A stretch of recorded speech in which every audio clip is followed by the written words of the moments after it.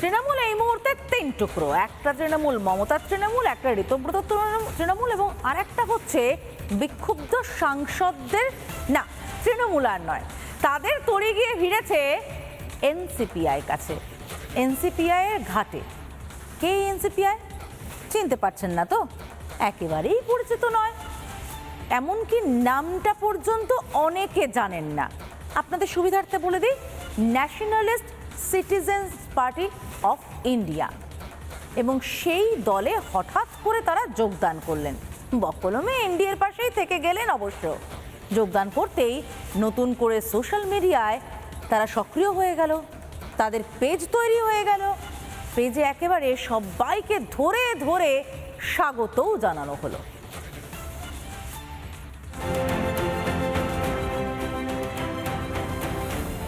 ঘাসফুল ছেড়ে নয়া ঠিকানায় তৃণমূলের একজন সাংসদ, 20 সাংসদের নয়া রাজনৈতিক ঠিকানা nationalist citizens party of India বা এনসিপিআই। এই দলের ঠিকানা আবার হাওড়া। বছর চারেক আগে যাত্রা শুরু করে এনসিপিআই। 2022 সালে গড়ে উঠেছিল, 2022 সালে রেজিস্ট্রেশনটা আমরা পেয়েছিলাম। তার পরবর্তী ক্ষেত্রে আমরা বিভিন্ন জায়গায় কাজও করেছি এবং ত্রিপুরা ইলেকশনে 2023 সালে আমরা পার্টিসিপেট করেছিলাম। তারপরে বেঙ্গলেও কিছু কাজ করেছি, বেঙ্গলে পঞ্চায়েত ইলেকশনেও কিছু কিছু জায়গায় আমরা পার্টিসিপেট করেছি। আমরা তো এনডিএর সাথেই ছিলাম।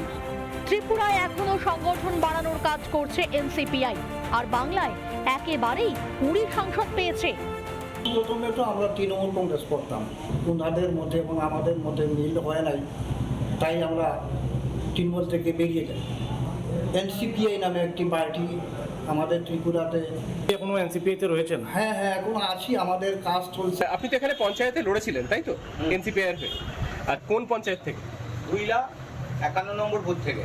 আচ্ছা, কোন পজিশনে আছো? কোন ইয়েতে? গ্রাম পঞ্চায়েত? গ্রাম পঞ্চায়েত। বর্তমান সময়ে জনসংযোগের অন্যতম অস্ত্র সোশ্যাল মিডিয়া। সেই প্ল্যাটফর্মেও ছিল এনসিপিআই। দীর্ঘদিন ধরে সেই সংগঠনের ফেসবুক পেজ নিষ্ক্রিয় ছিল। তৃণমূলের বিক্ষুব্ধরা যোগ দিতেই সোশ্যাল মিডিয়াতেও বাড়ল সক্রিয়তা।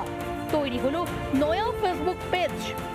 এনসিপিআই কি দল আমি সে বিষয়টা জানি না। আমি শুধু এইটুকু জানি যে তৃণমূলের এক বিক্ষুব্ধ গোষ্ঠী তারা ওই দলটি যোগ দিয়েছেন। সেটা ভালো, একদিকে সুবুদ্ধি উদয় হলো, বিজেপির সরকার এসে গেল, আজকেও তো সেই তৃণমূল রয়েছে, কিন্তু আজকে তারা কথা বলার সুযোগ পেলেন এবং সুবুদ্ধির উদয়টা আজকে হলো। এতদিন কেন হলো না সেটা আমার একটু অবাক লাগছে। তৃণমূলের থেকে অনেক পরে তৈরি হয় আম আদমি পার্টি। একাধিক বিধানসভা তারা দখল করেছে, কিন্তু বাংলার বাইরে সেভাবে বেরোতে পারেনি তৃণমূল। আর ভোটে ভরাডুবির পর দলের অস্তিত্বই সংকটে। নতুন খেলা দেখাবে এনসিপিআই। রিপাবলিক বাংলা। নানা ধরনের কন্টেন্ট দেখার জন্য লাইক করুন, শেয়ার করুন আমাদের ফেসবুক পেজ, সাবস্ক্রাইব করুন আমাদের ইউটিউব চ্যানেল। পাশাপাশি অন্যান্য ব্রেকিং নিউজের জন্য অবশ্যই চোখ রাখুন রিপাবলিক বাংলায়।